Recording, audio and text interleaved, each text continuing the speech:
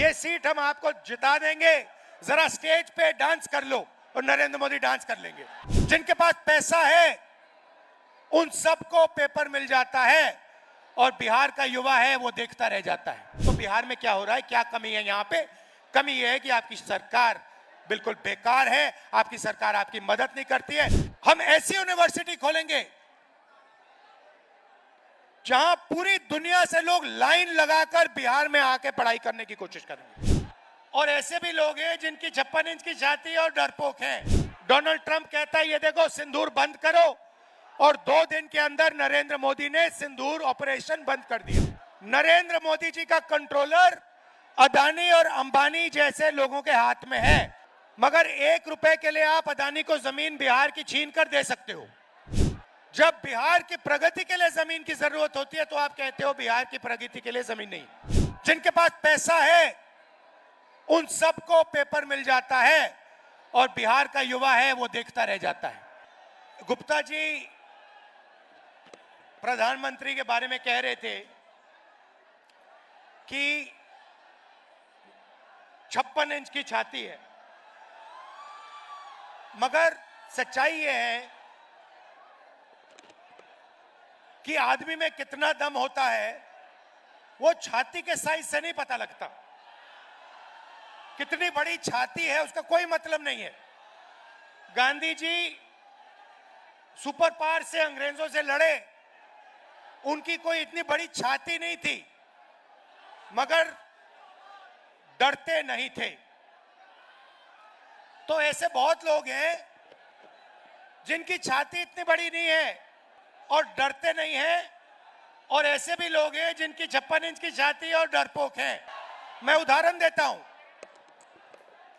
जब 1971 में लड़ाई हुई, हिंदुस्तान की सेना पाकिस्तान के खिलाफ लड़ रही थी, अमेरिका की नेवी आई, अमेरिका के राष्ट्रपति ने हिंदुस्तान के प्रधानमंत्री को धमकी दी और कहा कि ये सब रोको, बांग्लादेश में जो हो रहा है ये रोको। इंदिरा गांधी जी डरी नहीं। इंदिरा गांधी जी ने साफ कह दिया देखो तुम्हें जो करना है करो, हमें जो करना है हम करेंगे, और उन्होंने करके दिखा दिया। अभी ऑपरेशन सिंदूर होता है, डोनाल्ड ट्रंप का फोन आता है, नरेंद्र मोदी जो कहते हैं मेरी 56 इंच की छाती है, घबरा जाते हैं, डर जाते हैं।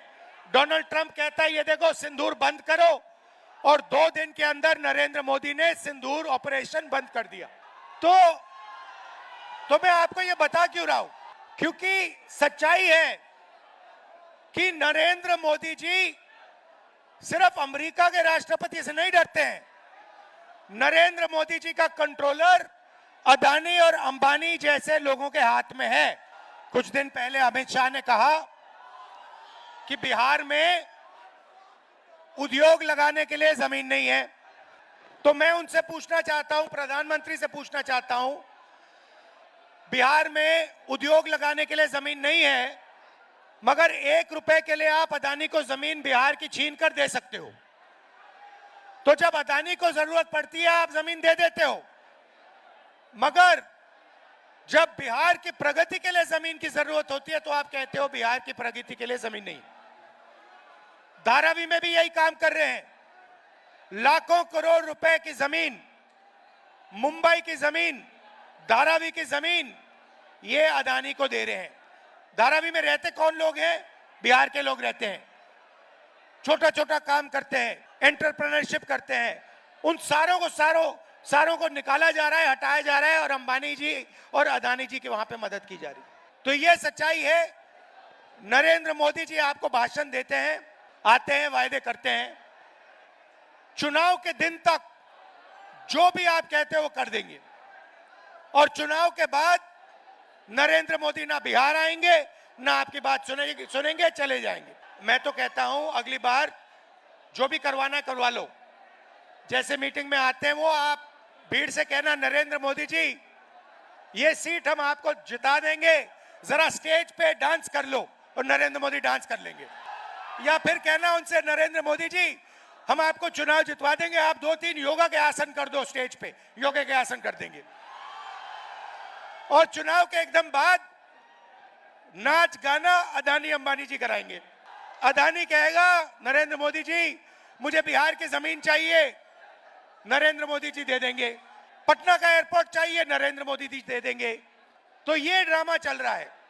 मैं आपसे पूछना चाहता हूं सीधा सा सवाल, आप बाकी प्रदेशों में जाते हो, क्या करते हो?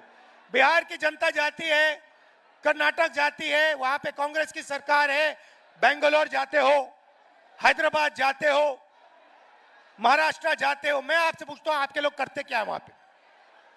क्या करते हैं? नहीं, जोर से बोलो, क्या करते हैं? मजदूरी करते हैं। एक ऐसा समय था जब बिहार सिर्फ हिंदुस्तान का नहीं दुनिया का शिक्षा का सेंटर था। नालंदा यूनिवर्सिटी का नाम आपने सुना होगा, सुना है नहीं सुना है? ये दुनिया की सबसे बेहतरीन यूनिवर्सिटी थी।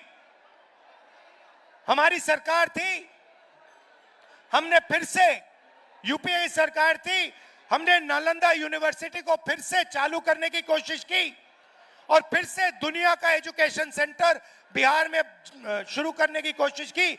बीजेपी ने वो सब काम बंद कर दिया और आज बिहार का युवा महीनों पढ़ता है,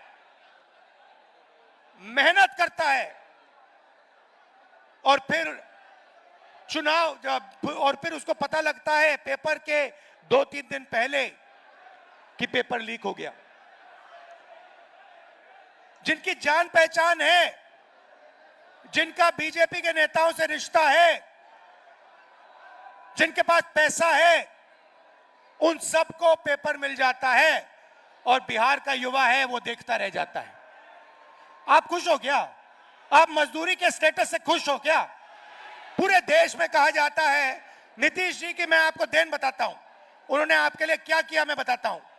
आप किसी भी प्रदेश में चले जाइए और पूछिए बिहार के बारे में बताइए, बिहार के लोगों के बारे में बताइए, कहेंगे भैया वो तो मजदूरी करते हैं।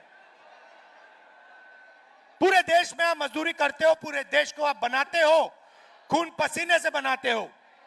दुबई जैसा शहर आपने बनाया है। लोग कहते हैं, दुबई के लोग कहते हैं, आप कभी जिन लोगों को आप जानते हो उनसे पूछो, दुबई के लोग कहते हैं कि हिंदुस्तान के लोगों ने, बिहार के लोगों ने दुबई बनाया है।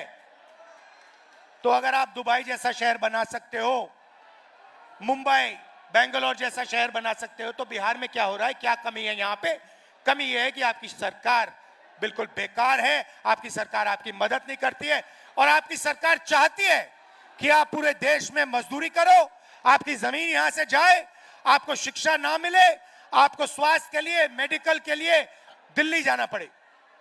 यह सच्चाई है। मैं आपको 2-3 गारंटी देना चाहता हूं। सबसे पहले मैं आपको पर्सनली बता रहा हूं और यह तो मैं पूरा काम करके दिखाऊंगा। जैसे ही यहां पे हमारी गठबंधन की सरकार आएगी, जीतेगी, और हम आपको पूरी की पूरी तरीके से दम लगाकर बेहतरीन शिक्षा देने वाले हैं। मगर मैं आपको एक गारंटी देता हूं, मैं आपको पर्सनल एक गारंटी देता हूं और इसको आप याद रखिए। जिस दिन दिल्ली में यूपीए इंडिया गठबंधन की सरकार आएगी, उस दिन मैं आपको बता रहा हूं कि नालंदा यूनिवर्सिटी जैसी यूनिवर्सिटी फिर से बिहार में खोलूंगा। और पूरी दुनिया से मैं बता रहा हूं आपको, हम ऐसी यूनिवर्सिटी खोलेंगे जहां पूरी दुनिया से लोग लाइन लगाकर बिहार में आके पढ़ाई करने की कोशिश करेंगे।